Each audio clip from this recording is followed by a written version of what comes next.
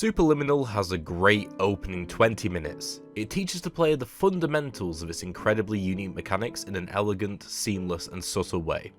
Let's run through it and see how it was done. After being provided context as to where you are and what is going on via an infomercial, the player wakes up facing a wall that teaches the basic controls. Once they turn around, they interact with an object, which in turn makes the player agree to completely not shady at all terms and conditions. Once they do that, the wall that previously taught them the controls has now turned into a doorway. This teaches the player that if their perspective on something changes, then that something can change as well. After they make their way through a long corridor, they are greeted with a table that has a few things on them, two of them which are very important. An item which the player can pick up, which is a pawn piece from chess, and a note which reads, "Perception is reality." These two things, alongside a lamp which specifically illuminates them, guides the player to pick up the pawn. Once they do this, they will see that depending on how they drop the pawn and where they do it, the size of it can change dramatically. This moment teaches the player the first fundamental idea of Superliminal, that perception changes items. Now, if the player missed this, which they can do,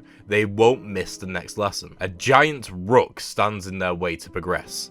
At this point, the player is forced to interact with the rook to try and get past. Now, you can treat this part of the game as like a failsafe. If the door appearing where it wasn't before, and the pawn didn't give them an idea or teach them about the perception mechanic, this definitely will. When the player moves this rook aside, due to the geometry of the room, the rook will have to change size to match the player's perception, cementing this lesson. Next, the player is simply just taught how to jump with a clever use of a wet floor sign changed to tell the player that they need to jump. Another alteration of something otherwise normal. In the next room, the player is given free rein to move objects about. When they do this, they can play with this new and interesting mechanic until they find the door to leave the room. They will have to resize at least one object with the purpose of platforming, which is a very important lesson that needs to be taught for the rest of the game to work. They are also taught in this section for the first time that they can rotate objects. This will be reinforced a few times later. After this, the player is met with this game's version of an emancipation grid from Portal. Essentially, it is a door where items can't pass through it.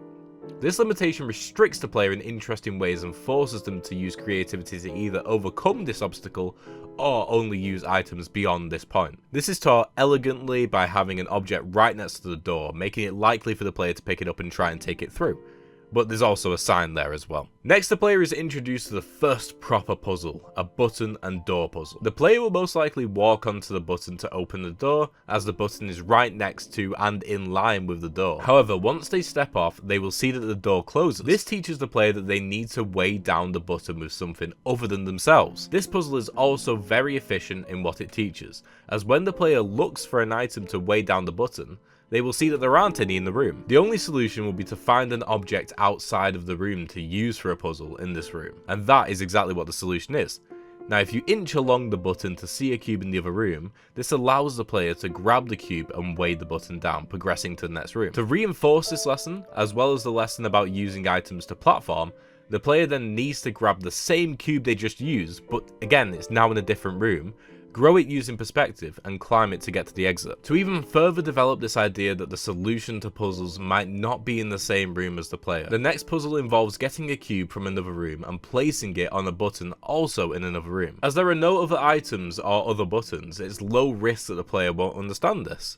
Once they do this, they will be able to progress. In the next room, the game reiterates the need to rotate objects by having the player enlarge a slice of cheese to a scale in which they will be able to climb it like a ramp to the exit. Due to the initial orientation of the cheese, the player will be forced to rotate the object, cementing this simple lesson about controls, whilst also forcing the player to, again, use objects for platforming. The next room is interesting as firstly it sets the tone for the rest of the game, but it also teaches a very important lesson. The solution to this puzzle is to take this massive cube to the left of you, make it small and put it on the tiny button next to the door. However, because the button is so tiny, and also, this is very important, that the cube and button is in the same room as the door, which just hasn't been done up until now, the player most likely won't see the button. Instead, what they will do is head over to the boarded up threshold to the left of the room. This teaches the player that they can go out of bounds, or what seems to be out of bounds anyway. The rest of the game is littered with stuff like this, and is sometimes even the answer to puzzles. so this lesson is important to teach. Once the player sees that the solution isn't in this out of bounds area, they will eventually come back to the room and discover the tiny button next to the door, put the cube on it, and leave. The next room has the same solution as the puzzle a couple of rooms ago, which involves the player taking a cube from one area outside of the room and placing it on a button in another area outside of the room.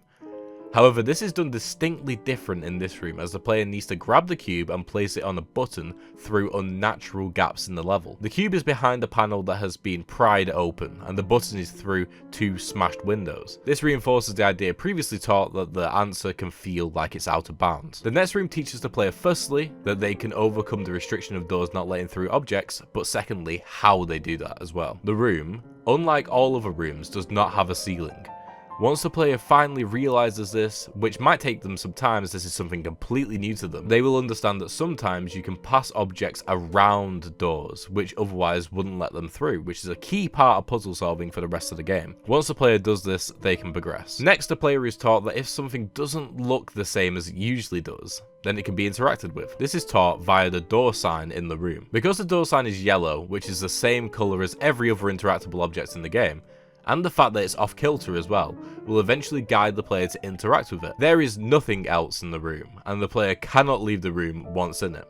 This puzzle could be considered high risk for the players getting stuck, but it's designed in a way that players should realise sooner rather than later that the only object not nailed down is the door sign. Once they enlarge it enough to cover 2 buttons, they can progress. Finally, the player is tasked with taking everything they've learned about out-of-bounds solutions to solve this next puzzle. The player will eventually look through the many small gaps in the walls around them until they find a block of cheese. Once they do this, they need to enlarge it and rotate it so that when it falls, it knocks over the walls. Once they do this, they'll be able to leave the room and thus complete the opening 20-minute tutorial section of Superliminal. Well, there we have it. With each area, Superliminal needs to keep teaching the player, of course, but this opening area does an amazing job at teaching the fundamentals. So basic movement, the perspective mechanic, rotating objects, but also different types of answers to puzzles such as objects and buttons not being in the same room as the player, out of bounds answers, and overcoming doors which don't let objects through. All of these lessons are fundamental to completing the rest of the game, and they're always the foundation of any puzzle you may come across in the future. Now hopefully you can take some inspiration from Superliminal for your own onboarding experience for your own game. I hope you enjoyed, and if you want to check out another video where I break down the tutorial section of a game, check out the one I did about Portal. Thanks for watching this entry into the game design library, and keep on keeping on.